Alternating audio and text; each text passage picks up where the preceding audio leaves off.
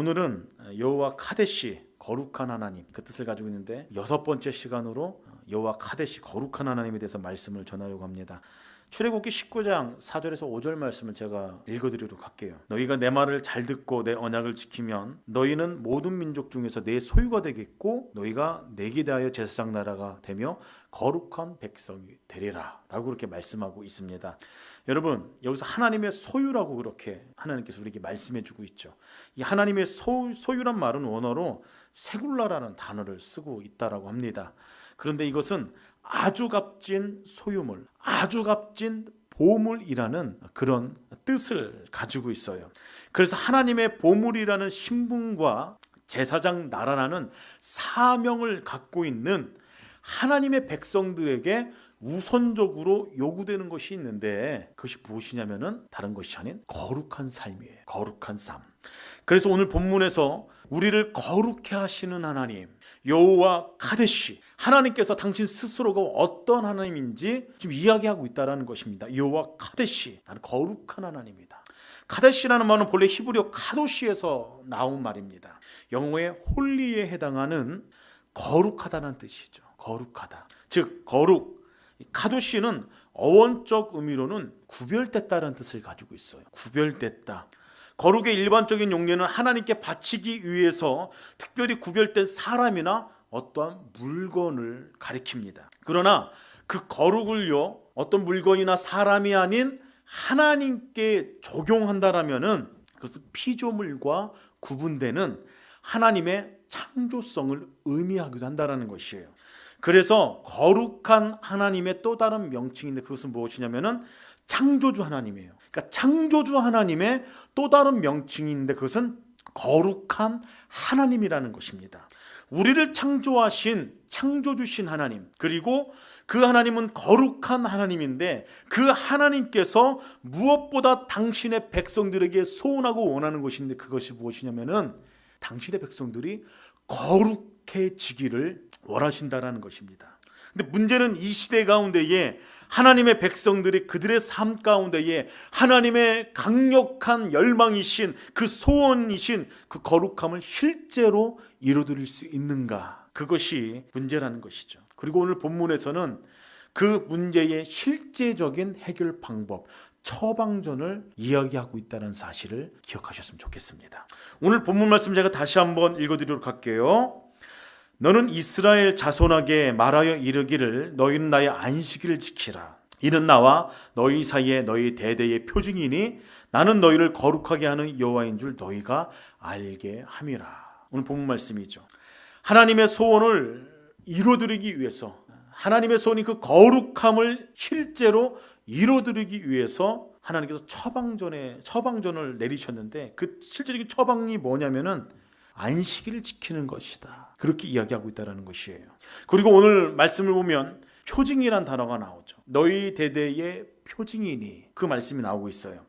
여러분 성경을 보면요, 하나님과 인간 사이에 언약의 표징, 상징에 대해서 기록하고 있습니다. 몇 가지 제가 나눠드리도록 할게요. 첫 번째 표징은 무지개입니다. 창세기 9장 13절에 기록되지 않습니까? 이것은 어떤 것을 상징하는 겁니까? 하나님께서 물로 인간을 다시는 심판하지 않겠다, 그런 일이 이제 없을 거다라는 언약의 표징이에요. 상징이 무지개 아닙니까? 그리고 창세기 17장에 나온 두 번째 표징이 있어요. 그것이 무엇이냐면 할례입니다. 할례. 이것은 하나님께서 아브라함에게 주시는 표징이죠. 이 할례는 언약의 표징이라고 말하고 있는데 이게 무슨 말이냐면은 이 표징을 볼 때마다 하나님을 기억하는 것입니다. 하나님의 약속을 기억하는 것이에요. 그러면서 하나님의 백성들이 생각하는 겁니다. 아, 나는 언약 백성이지, 나는 언약 백성이야, 하나님의 백성이야 라고 생각하는 것이에요. 기억해내는 것입니다. 그리고 자신의 위치를, 자신의 신분을 기억하게 되는 것이라는 것이죠. 그러면서 그들은 언약에 충실한 삶을 살며 언약 백성으로서 구별된 인생을 살 수 있었다라는 것입니다. 그것이 바로 할례라는 것이 할례. 그리고 또 다른 하나가 오늘 본문에 나온 안식일이라는 겁니다. 안식일. 안식일 통해서 하나님을 만납니다. 안식일을 통해서 우리는 하나님을 경험합니다. 그리고 그분을 섬기게 되죠. 다시 정리해서 말씀드리면요, 표징은 정체성을 의미하는 것이에요. 우리가 누구인지 기억하는 것을 말하는 것입니다. 무지개를 보면서 하나님의 그 언약하심을 기억하는 것이에요. 할례를 통해서 자기 자신이 어떠한 존재인지, 어떠한 위치에 있는 존재인지 다시 한번 기억하는 것입니다. 할례와 함께, 무지개와 함께 안식일도 같은 의미를 가지고 있다는 사실을 기억하셔야 된다는 것이에요. 여러분, 안식일을 통해서 하나님의 그 언약에 대해서 다시 한번 묵상하는 겁니다. 기억하는 것이에요. 그러면서 다시 한번 우리가 어떠한 존재인지 곰곰이 생각하는 시간입니다. 그 시간이 바로 안식일이에요. 하나님께서는 성막 제작과 관련한 명령을 하신 후에 10계명이 새겨진 돌판을 주시기에 앞서 다른 계명을 걸어놓지 않고 오직 안식일에 관한 말씀을, 오늘 본문 상황 안에서 말이죠, 그 말씀을 갑자기 말씀하신 이유가 있다라는 것이에요. 굉장히 중요한 의미가 담겨져 있다는 것입니다. 7일을 주기로 해서 다가오는 안식일을 준수함으로 그때마다 내 자신이 누구인가를 상기하는 것입니다. 기억해내는 것입니다. 자신의 정체성을 다시 한번 재확인받는 날이에요. 그 일은 굉장히 중요하다는 것입니다. 여러분, 그것은 우리로 하여금 우리의 그 정체성에 합당한 삶을 살 수 있게끔 만들어준다는 것입니다. 여러분, 할례와 안식일은 언약 백성으로서의 그 정체성을 상기시켜주고 구별된 삶을 도와주는 표징이었다라는 것이에요. 여러분, 안식일이 신약 시대로 넘어와서는 주일로 바뀌었죠. 주일은 주님의 날을 줄임말이 주일입니다. 주일은 예수 그리스도의 십자가의 죽으심과 부활의 은혜를 기억하면서 그것을 기념하는 날이에요.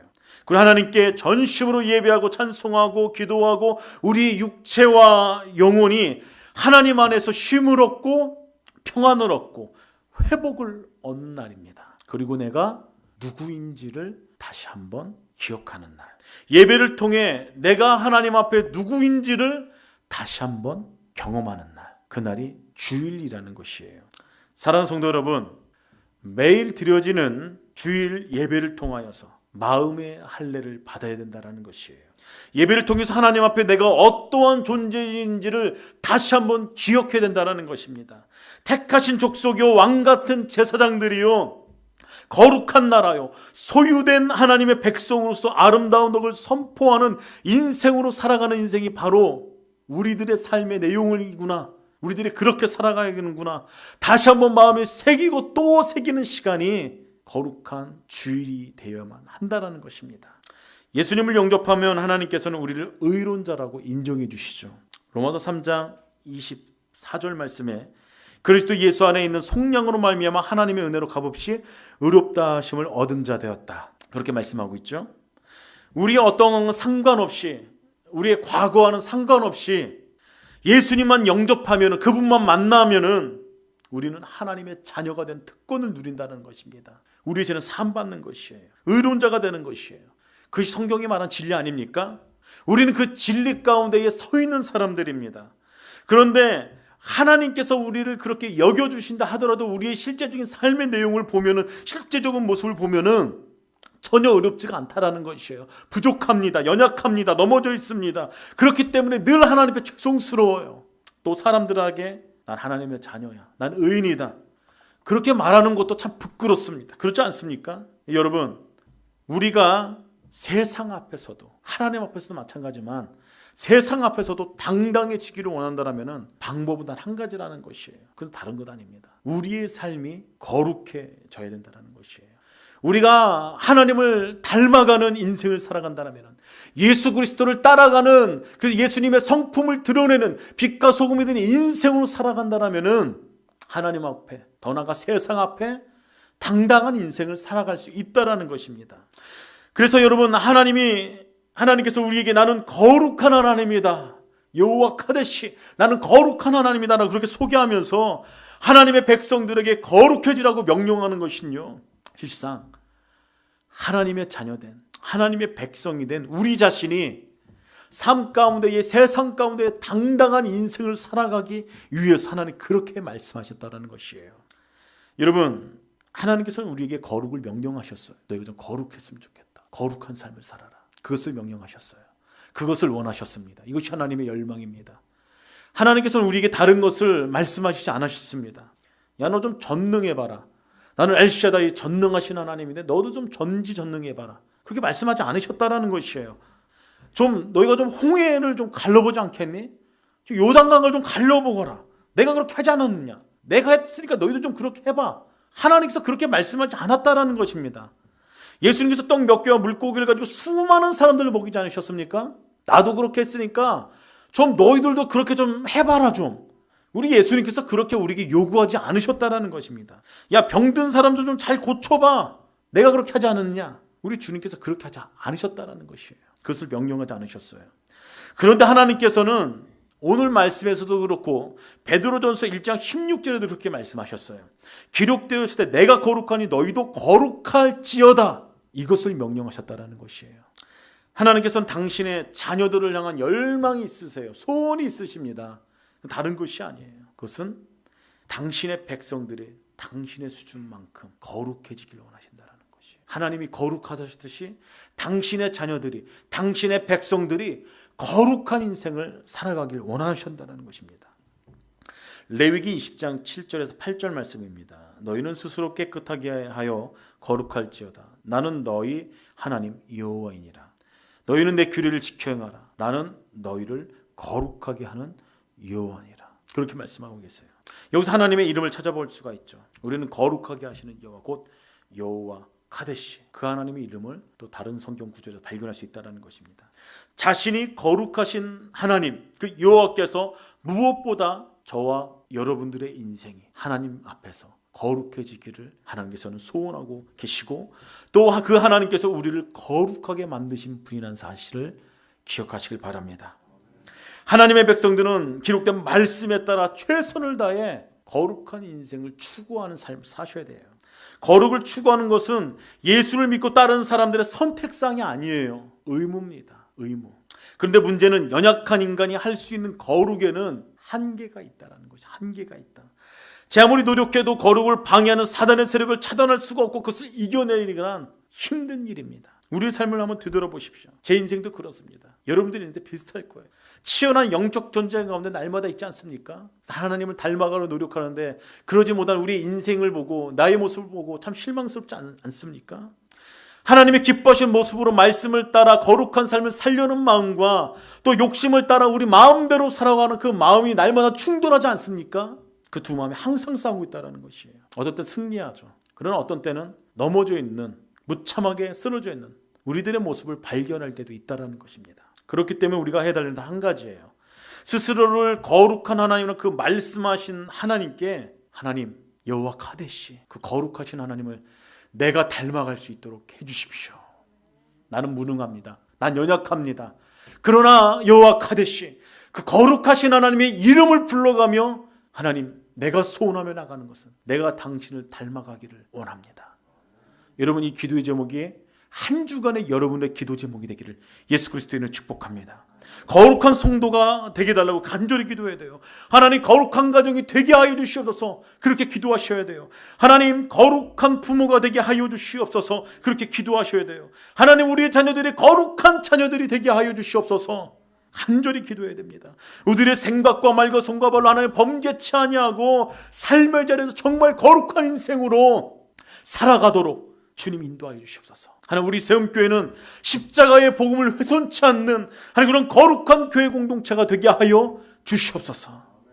여러분, 그렇게 기도하셔야 된다는 거예요. 스스로를 위해서도, 가정을 위해서도, 교회를 위해서도 여러분 그렇게 기도하셔야 돼요. 십자가의 복음이 훼손치 않는 그런 교회 공동체가 되기 위해서. 제가 저쪽 남쪽 끝에서 사역할 때 그런 교회가 있었습니다. 말로만 들었던 그런 교회가 실제로 있었어요.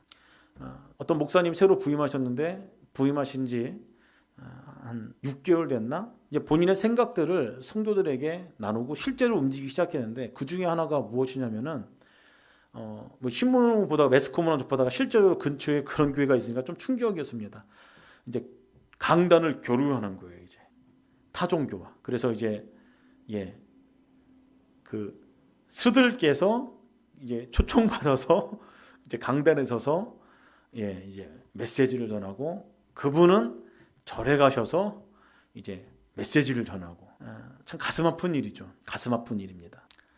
십자가의 복음이 훼손되지 않는 그런 교회 공동체, 세움교회 공동체가 되기를 10년이 지나도 20년이 지나도 30년이 지나도 십자가의 복음이 변질되지 않는 그런 세움교회 공동체가 되기를 예수 그리스도인이 축복합니다. 그것을 우리 날마다 기도해야 돼요. 여러분, 거룩함은 하나님과의 관계를 행복하게 만들어요. 그리고 우리 인생 가운데 삶 속에 당당함을 만들 수 있다는 것입니다. 하나님 앞에 당당할 수가 있어요. 우리 가정이 당당할 수가 있습니다. 우리 교회 공동체가 세상에서 당당할 수가 있어요. 그런데 만약 그 거룩함이 깨어진다면 당당함이 사라집니다. 하나님의 관계가 깨어져요. 우리 인생 가운데에 역경도 이겨낼 힘도 없어지고 가정 안에서도 공동체 안에서 늘 주눅들어 살 수밖에 없다는 것입니다. 그래서 우리는 늘 기도해야 돼요. 하나님, 거룩한 인생이 되게 하여 주시옵소서. 거룩한 하나님을 닮아 신의 성품에 참여하는 인생이 되게 하여 주시옵소서. 그런데 그것은 우리가 매주마다 모여서 드리는 안식일을 통해, 지금 이 시대로 따지면 주일 예배를 통해서 가능하다는 것입니다. 하나님께서 주일 예배를 통해서 하나님께서 우리를 그렇게 만들어 가신다는 것이에요. 주님께서 역사하신다는 것입니다. 하나님께서 일하신다는 것이, 오늘 본문을 통해 하나님께서는 안식일을 통해 이스라엘 백성들을 거룩해 하시는 여호와이심을 선포하고 있습니다. 그것을 알리고 있어요. 그리고 하나님께서 당신의 백성들을 하나님의 백성이라는 그 지위에 어울리도록 거룩하게 만들어 간다는 의미를 담고 있지 않습니까? 이처럼 하나님과 이스라엘 백성들 사이에 언약의 표징이 되었던 안식일 준수는 오늘날 성도들의 주일 성수의 개념 속에도 동일하게 드러난다는 것입니다. 나타나고 있다는 것이에요. 여러분, 성도들이 주일뿐만 아니라 다른 날에 모여서 예배를 드릴 수 있고 거룩한 교제를 나눌 수도 있습니다. 하지만은 주일은 하나님과 하나님의 백성인 성도 간의 관계의 표징으로서 그 역할을 한다는 것이에요. 그러므로 주일 성수는요, 신앙인과 비신앙인을 구분하는 기준이 될 수 있다는 것입니다. 여러분, 주일을 어떻게 지키고 계십니까? 어쩔 수 없이 의무적으로 지켜야 하기 때문에 지키고 계십니까? 아니면 그저 지켜도 좋고 안 지켜도 되는 날로 생각하고 계십니까? 현장 예배나 온라인 예배나 뭐든 좋습니다. 주일 예배를 지키는데 지금 코로나 상황 때문에 온라인 예배를 드릴 수도 있어요. 또 상황이 되면 현장 예배를 모일 수도 있습니다. 그런데 중요한 것은 내가 어떠한 태도로 하나님 앞에 나가느냐, 그것이 중요하다는 것이에요. 본당에 와서 하나님 앞에 예배 드릴 수 있습니다. 온라인으로 예배를 드릴 수가 있어요. 그런데 우리 마음 중심에 하나님을 바라보지 않고 하나님이 예배하겠다는, 만나겠다는, 내가 다시 한번 내 정체성을 재확인받겠다라는 그런 기대감과 아무런 거 없이 종교적인 습관을 따라 그렇게 예배한다라면은 우리는 절대로 거룩해질 수 없다는 사실을 우리는 기억해야 돼요. 여러분, TGIF라는 말을 아십니까? 요즘 그 젊은 친구들한테 물어보면 그렇게 얘기를 해요. 그 T는 이제 트위터고, G는 구글이고, I는 아이폰이고, F는 페이스북이라고 합니다. 다 SNS죠. 그러나 이제 제가 한 40대 이제 중반인데 저희 세대는 이렇게 얘기하면 그거를 패밀리 레스토랑이라고 이제 이해를 해요. 여러분 들어보셨죠? 제가 이 레스토랑을, 당진에는 이런 게 없었잖아요, 예전에. 뭐 지금은 있나요? 예, 시골입니다. 당진 많이 발전한 것 같은데 예, 아주 시골 같아요. 예, 농담이고요. 당진에 제가 이제 고3 때까지는 롯데리아가 최고였습니다. 패스트푸드 좀 롯데리아. 레스토랑은 가온 예식장 안에 있는 이제 거기 가면 이제 1년에 한 번 아버님께서 돈가스 사준 적이 있어갖고 그때 한번 칼질했어요. 와, 참 지독하세요. 예. 그리고 저희 집이 외식을 잘 안 했어요. 예. 뭐 기억은 잘 안 나는데 아무튼 외식을 잘 안 했습니다. 뭐 짜장면도 가끔 먹고 뭐 생일 때 먹고 그랬던 것 같아요. 예. 집밥만 먹어서 집밥. 어머니께서 해주시는 된장찌개, 김치찌개만 먹고 자랐습니다. 몸이 이렇게 건강한가 봐요. 그래서 예. 그랬다가 제가 이제 학교 가고 이제 학교 4년 다닐 때도, 대학 다닐 때도 그런 패밀리 레스토랑을 가본 적이 없습니다. 신촌에서 사역할 때, 대학원 갈 때, 그때 이제 가니까 이제 문화가 다르잖아요. 대학생들이 이제 보통 그런 데 가요. 저는 그때까지는 비싸서 그런 데 못 갔는데, 거기 이제 대학생들이 이제 연대, 뭐 이대, 뭐 서강대 고 학생들이 주로 많은데 그 학생들은 보통 그런 데 가서 식사를 하더라고요. 그래서 신방 가면 꼭 그런 데서 만나요. 물론 뭐 제가 지불해야 됐고, 예, 뭐 시킬 줄도 몰랐어요. 처음에 뭐 복잡하더라고요. 그때 처음 갔던 곳이 TGIF였어요. 예. 근데 여러분, 이 TGIF 이 레스토랑 이름은 실상 미국인들의 하나님을 떠난 가치관을 이야기하고 있는 그런 상호입니다. Thank you God is Friday의 그 약자예요. 앞부분만 이제 따갖고 와서 그 레스토랑 이름을 만든 것입니다. 무슨 뜻이에요? 즐거운 주말이 되었다라는 뜻 아닙니까? 여러분, 주말이란 용어가 생기면서 일주일은 일하는 날과 하지 않는 날, 그렇게 구분되지 않았어요? 미국 사람들에 있어서 주말은 제일 신나게 노는 날입니다. 열심히 이제 일하다가 이제 금요일 저녁이 되면은 이제 놀 생각을 하는 것이에요. 보통 금요일에 일이 끝나는 동시에 집에 도착해서 가족들과 함께 정원에서 야외에서 스테이크 파티를 벌이고 주말에 함께 여행 갈 그런 준비를 한다는 것입니다. 그래서 큰 소리를 외치는, 와, 하나님 감사합니다. 금요일입니다. Thank you God it's Friday. 무슨 뜻이에요? 하나님 감사합니다. 이제 나 놀 거예요. 그 안에는 당연히 주일은 없다는 것입니다. 여러분, 하나님 앞에서 진실한 신앙의 고백으로 생명을 걸고 지키는 날, 하나님 앞에 나와 예배할 때마다 이 세상 어디에도 누릴 수 없는 참된 안식과 기쁨을 누리는 날. 왜요? 하나님과 맞닥뜨리기 때문에, 하나님과 만나는 날이기 때문에. 언제요? 거룩한 주일 예배 때. 바로 그날이 주일이라는 것이에요. 그것을 우리가 경험하기 시작할 때에 우리는 비로소 우리에게 임한 하나님 나라의 실존을 깨닫게 된다는 것입니다. 그리고 우리가 어떠한 존재인지 다시 한번 묵상하고 생각하게 된다는 것이죠. 근데 여러분, 주일이 흔들린다는 것은 우리의 신앙의 정체성이 흔들린다는 사실과 마찬가지라는 사실을 기억하시길 바랍니다. 여러분, 우리들의 정체성을 뒤흔드는 것, 우리들의 정체성을 뒤흔드는 것, 그것이 무엇입니까? 거룩한 주일에 집중하지 못하게 만드는 것. 여러분, 그것이 무엇이에요? 전 여러분들이 매주 드려지는 주일 예배를 통하여서 하나님의 임재를 경험케 되기를 예수 그리스도는 축복합니다. 내가 어떠한 존재인지 다시 한번 기억하게 되는 시간이 되기를 예수 그리스도의 이름 축복합니다. 그래서 내가 세상 가운데 한 주간을 살아갈 때에 하나님의 백성으로서 거룩하게 살아가겠다라는 그런 믿음의 결단을 하게 되는 매주가 되기를 예수 그리스도의 이름으로 축복합니다. 거룩한 주일 예배 가운데에 우리가 잊지 말아야 될 한 가지가 있어요. 이것을 기억하면서 한 가지에 집중하셔야 되는데, 그것은 하나님의 말씀 앞에 집중하는 인생이 되시길 바랍니다. 하나님의 말씀 앞에 집중하셔야 돼요. 선포되는 하나님의 말씀을 내 내면 가운데, 영혼 가운데 하나님께 새기고 싶은 그 음성을 우리가 들을 줄 알아야 된다는 것이에요. 여러분, 우리의 삶이 거룩하게 변화되길 소원합니다. 근데 거룩하게 변하지 않아요. 변하지 않는 이유는 단 한 가지입니다. 그럼 우리의 생각이 변하지 않기 때문이에요. 우리의 생각이 언제 변화되는 줄 아세요? 하나님의 말씀이 들어갈 때 우리의 생각이 변화될 줄 믿습니다. 하나님의 말씀 살아있고 활력이 있어 좌우의 날이 있어 어떤 것보다도 예리하여 홍과 영과 및 관절과 고수를 찔러 쪼개가자 하며 또 마음의 생각 끝을 판단한다라고 말씀하고 있어요. 하나님의 말씀이 우리 안에 들어오기 시작할 때에 우리의 가치관이 변하기 시작합니다. 우리의 생각이 바뀌기 시작해요. 생각이 바뀌면 우리의 행동이 바뀌게끔 되어 있습니다. 여러분, 우리는 수많은 음성 가운데에 음성을 들으며 살아가고 있습니다. 그 음성들이 우리의 생각을 바꿔요. 우리의 가치관을 바꿔놓습니다. 그리고 우리 행동이 변화가 돼요. 여러분들의 삶의 중심이 되는, 여러분들의 생각을 지배하고 있는 그 음성은 어떤 음성입니까? 세상 사람들의 말입니까? 유튜브에서 흘러나오는 그 근본을 모르는 그런 어떤 방송들입니까? 하나님의 말씀입니까? 어떤 것들이 여러분들의 생각을 바꿉니까? 여러분들의 삶을 바꿉니까? 하나님의 말씀으로 충만하십시오. 하나님의 말씀으로 충만해지십시오.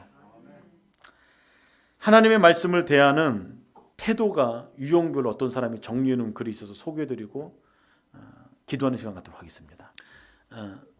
하나님의 말씀을 대하는 태도가 몇 가지가 있는데 그런 태도가 있다고요. 첫 번째는 극장 관람객형이 있다고 합니다. 극장에 가면 재밌죠. 영화를 보면서. 한 영화 시간이 한 1시간 반에서 뭐 긴 건 한 3시간도 되나요? 제가 극장을 가본 지가 오래돼 갖고 뭐 한 2-3시간 동안 너무나도 좋은 경험을 하죠. 좋은 영화 한 편 보면서 웃기도 합니다. 울기도 해요. 감동을 받기도 합니다. 근데 뭐 여러분 곰곰이 생각해 보십시오. 그 좋은 영화 한 편 보고서 야, 내가 거룩해져야겠구나, 그렇게 결단한 분 계세요? 내가 거룩하게 이렇게 살아야겠구나, 그런 사람 없다라는 것이에요. 그냥 영화를 볼 때 감동을 받고 웃고 울고 좋은 것입니다. 근데 여러분 말씀을 대하는 태도가 이렇다는 것이에요. 말씀을 들을 때 이제 뭐 메시지에 따라 다르겠지만 메시지에 따라 울기도 합니다. 메시지에 따라 웃기도 해요. 감동도 받습니다. 마음이 따뜻해진 걸 느껴요. 하나님의 임재를 경험하는 것 같습니다. 그런데 선포된 말씀을 들으면서 그렇게 반응을 해도 삶 가운데는 적용이 없는 것입니다. 감동만 받아요. 감동만. 야, 내가 이렇게 하나님의 말씀을 따라 살아야겠구나는 결단이 없습니다. 만약에 그렇다면 이건 극장 관람객형이라는 것이에요. 두 번째는 식당 손님형이 있다고 그래요. 식당 손님형. 선택적으로 말씀을 받아들이는 태도에 대해서 이야기하는 것입니다. 여러분, 인간은 진리를 선택할 수 있는 그런 권한이 없어요.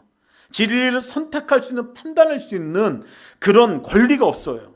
이게 영적인 오류예요. 이렇게 하면은 저 말씀은 나에게 하는 말씀, 저 말씀은 내가 안 들어도 돼, 편식하는 것이죠. 음식을 편식하듯이 말씀을 그렇게 듣는 것입니다. 기분 좋으면 듣습니다. 기분 나쁘면은 안 들어요. 여러분, 제가 얼마 전에도 제가 말씀을 드렸겠지만 제가 메시지를 전하면서 제 안에 정한 원칙이 있어요. 제가 거의 그 원칙을 지키고 있습니다.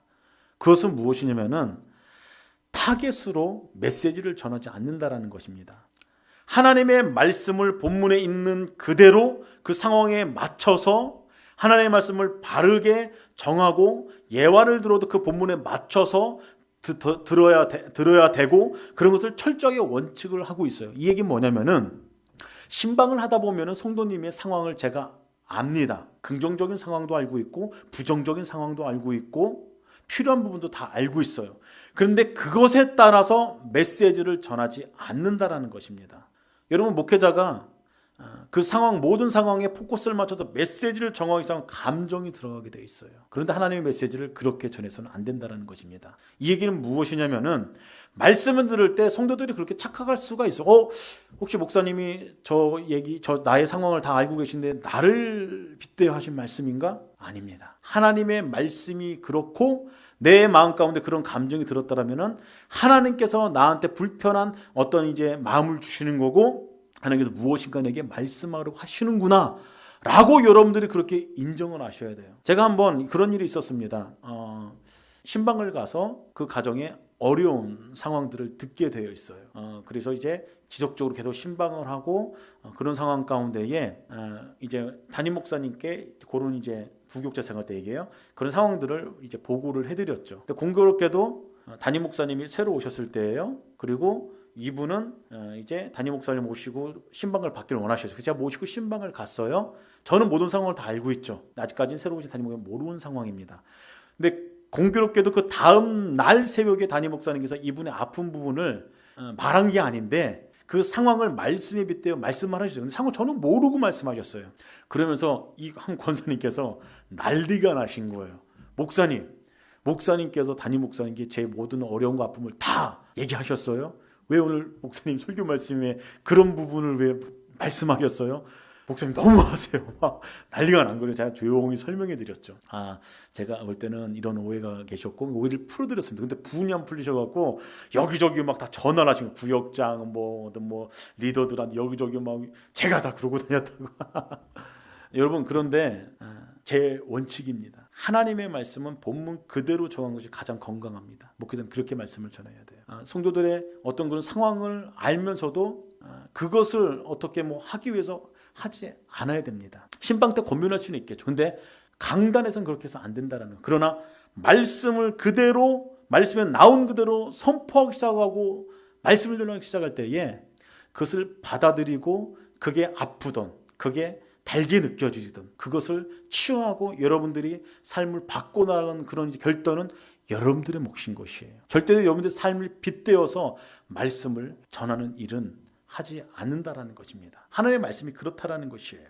그런데 여러분, 영적인 오류, 제가 말씀드린 편식을 하게 되면요, 나의 삶하고 비슷해 하니까 좀 아파요. 찔리겠죠. 그 말씀을 듣는 것을 차단해버리는 사람도 있습니다. 그럼 여러분, 그러면 영적인 성숙이 없어요. 영적인 성숙이 없다라는 것입니다. 신앙이 성장하진 않아요. 늘 진리 앞에서 겸허함으로, 겸손함으로 하나님, 제가 듣겠습니다. 하나님, 제가 고쳐야 될 부분이 있으니까 하나님 제게 가르쳐 주시옵소서. 연약하지만 그 말씀 붙잡고 제가 한번 살아보겠습니다. 여러분, 그렇게 반응하셔야 된다는 것이에요. 진리 위에 있어서 말씀을 판단하고 선택한다면 안 된다는 것이에요. 세 번째로는 법정 판단형이 있다는 겁니다. 이것은, 야, 이 말씀은 꼭 누가 들어야 되는데, 여러분 그런 적 없으세요? 설교 말씀 듣다가 저 말씀은, 야, 이거 내 남편이 들었으면 좋겠는데, 내 아내가 들었으면 좋겠는데, 누구 권사님, 누구 집사님이 꼭 들어야 되는 말씀이다. 여러분, 그렇게 언뜻 스쳐 지날 때가 있지 않습니까? 근데 스쳐 지나면 괜찮아요. 뭐 생각날 수도 있겠죠. 근데 그것을 깊이 생각하는 거예요. 저 말씀, 저 사람이 꼭 들었으면 좋겠는데. 예, 이런 태도들은 하나님께서 원치 않는다라는 것입니다. 말씀을 대하는 태도가 하나님 앞에 늘 진지해 살았으면 좋겠어요. 하나님 앞에 늘 배우기를 원하는 마음으로 서 계셨으면 좋겠습니다. 하나님의 말씀을 진지하게 듣고 싶지도 않고, 말씀을 배우고 싶지도 않고, 말씀을 듣고 순종하지 않는 그런 상태 가운데 있다라면은, 거룩한 하나님, 내 삶이 거룩해지기를 원하는데 나의 마음 태도부터, 말씀을 대하는 태도도 주님 바뀌게 하여 주시옵소서. 여러분, 그렇게 기도하시는 오늘 거룩한 주일이 되길 원합니다. 말씀을 정리합니다. 일평생 드려주는 거룩한 주일 예배 가운데에 우리를 거룩함으로 이끄시는 여호와 카데시, 그 하나님 앞에 날마다 말씀으로 배워가며 나가는 세움교회 교우 여러분들이 다 되기를 주님의 이름으로 축복합니다. 이 시간 다 함께 기도하는 시간 갖도록 하겠습니다. 하나님, 거룩하신 하나님의 그 말씀을 좇아 거룩한 인생이 되길 소원합니다. 하나님, 내 인생이 거룩해지게 하여 주시옵소서.